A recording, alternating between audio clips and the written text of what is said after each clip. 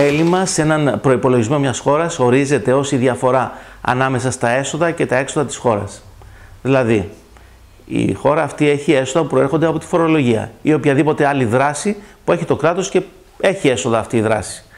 Τα έξοδα, οι δαπάνες, είναι οτιδήποτε πληρώνει ο προϋπολογισμός μας για να χρηματοδοτήσει το στρατό, την αστυνομία, την παιδεία, τους καθηγητάς, τους διαφόρους δημοσίους υπαλλήλους και επίσης και τις δημόσιες ή κρατικές επιχειρήσεις. Μέσα σε αυτά τα πλαίσια, επειδή τα έσοδα δεν φτάνουν για τα έξοδα, δημιουργείται ένα λεγόμενο έλλειμμα. Αυτό χωρίζεται σε δύο κατηγορίες. Στο έλλειμμα που λέγεται πρωτογενές και είναι το έλλειμμα όταν δεν έχουμε υπολογίσει τους τόκους που οφείλει να πληρώσει μια κυβέρνηση συνεπία του χρέους, και επίσης λέγεται και δευτερογενές και είναι το έλλειμμα το οποίο προσδιορίζεται όταν συμπεριλαμβάνουμε σε αυτό και τους τόκους της κυβέρνησης που πρέπει να πληρώσει για το χρέος.